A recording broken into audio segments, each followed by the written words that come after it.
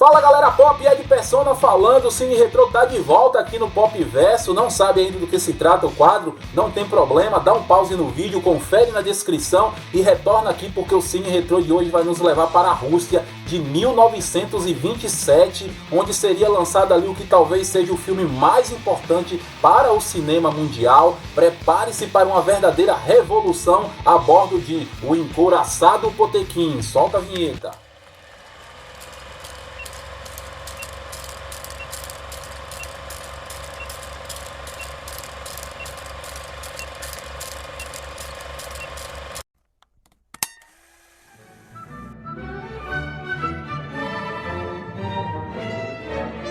O filme se passa em 1905 e conta a história de um grupo de marinheiros que a bordo do navio de guerra Potemkin se amotinaram contra seus oficiais. Após muitos dias navegando nas fronteiras russas, os marinheiros começam a passar fome e são obrigados a comer sopa feita com carne podre.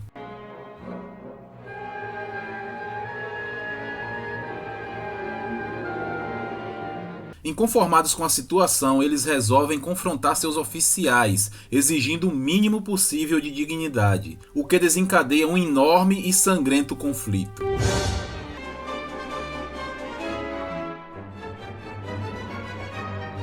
Antes de mais nada, é importante deixar claro que O Encouraçado Potemkin foi um filme encomendado pelo governo da então União Soviética, na época governada por Joseph Stalin. O intuito do filme seria comemorar o aniversário de 20 anos do que ficou conhecido como o Ensaio da Revolução, que seria mais ou menos o primeiro passo para a verdadeira Revolução Russa que aconteceria na década seguinte. O projeto foi entregue nas mãos do jovem letão Sergei Eisenstein. Eisenstein era um grande estudioso das técnicas cinematográficas e, apesar de já ter utilizado algumas delas no seu filme anterior, A Greve, viu aí então uma grande oportunidade de colocar em prática os seus mais ousados métodos. Em 1905, a Rússia ainda estava sob o regime feudal. O czar Nicolau II não estava agradando a população, que lutava, dentre outras coisas, contra os altos impostos e almejavam uma democracia ampla e verdadeira. O país também vinha de uma derrota na guerra por território contra o Japão.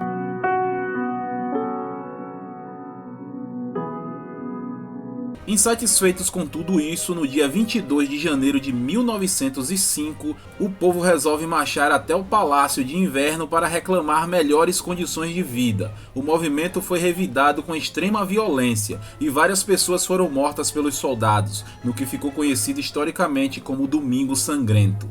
É dentro desse contexto que Eisenstein desenvolve sua história.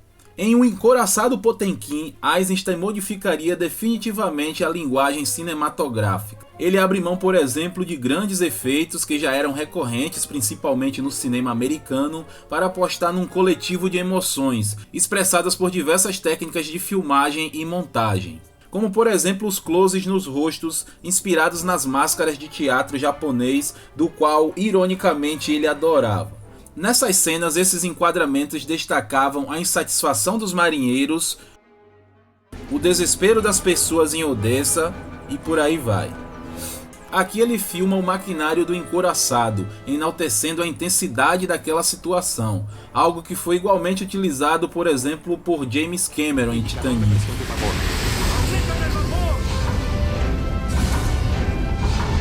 E não para por aí, Sergei também utiliza alegorias como ferramenta narrativa, como a situação dos próprios marinheiros.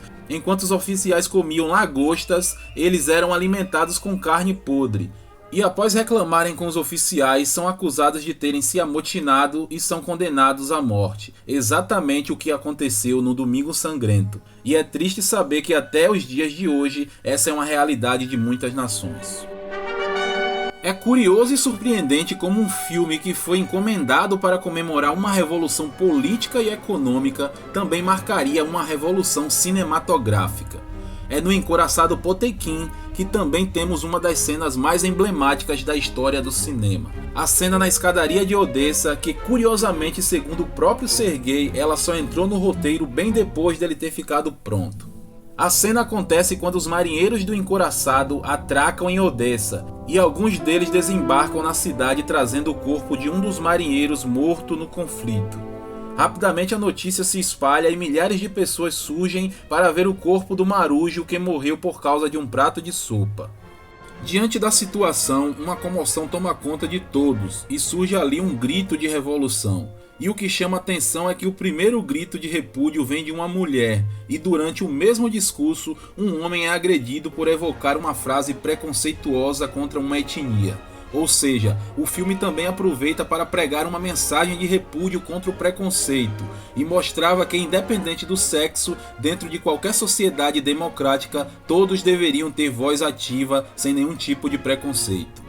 A morte do marinheiro era o cúmulo e o povo não mais aceitaria aquela situação de descaso. Observe como Serguei, através dos seus cortes, passa a ideia de união. Vemos todo tipo de gente, homens, mulheres, crianças, camponeses, operários, religiosos, todos unidos contra o absolutismo do governo czarista.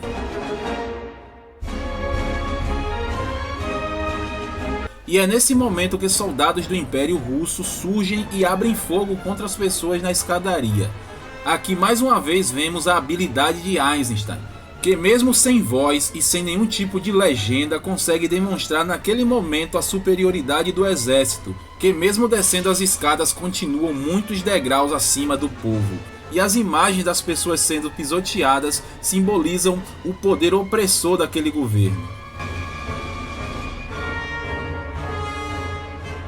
Impressionante também é como o diretor consegue gerir uma cena tão caótica com tantos figurantes e elementos inseridos nela. E não é só a questão física e cenográfica, estamos diante de uma cena longa com inúmeros cortes e planos. Imaginem deixar isso com um mínimo de coesão de continuidade. E lembre-se que estamos falando de um filme feito há quase 100 anos atrás. Esse grande conflito seria referenciado e replicado diversas vezes por vários diretores de épocas, lugares e gêneros diferentes. Quando os canhões do encouraçado em resposta ao ataque se voltam para o palácio do governo e o bombardeia, mais uma vez somos surpreendidos com as técnicas inovadoras do diretor. Agora a superioridade do governo é abalada diante dos disparos feitos pelo Potemkin. Observem como somente através de 3 cortes rápidos, focados em estátuas de leões, percebemos como o poder gerado pela união do povo deixara o império atormentado. O leão, que representa a realeza no reino animal e aqui representava também o poder, passa de uma posição cômoda para uma expressão de desespero, replicando exatamente a situação do Império Russo diante daquela revolta. Precisamos também destacar a bela trilha sonora composta por Edmond Meisel e parte da Quinta Sinfonia de Dmitri Shostakovich.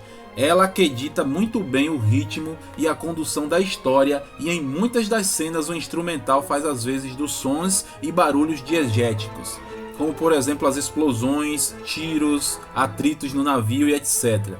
Já que se trata de um filme mudo, isso torna a trilha sonora ainda mais importante para o longa. Ninguém poderia imaginar que um filme de propaganda viesse se tornar um clássico, e que as inovações técnicas de um jovem cineasta mudariam para sempre a forma de se contar uma história através do cinema. O mundo estava conhecendo o poder da montagem soviética. E além de toda essa revolução, o filme também nos mostra como a união do povo é capaz de surtir mudanças inimagináveis. Sem dúvidas nenhuma, um filme indispensável para todo o público.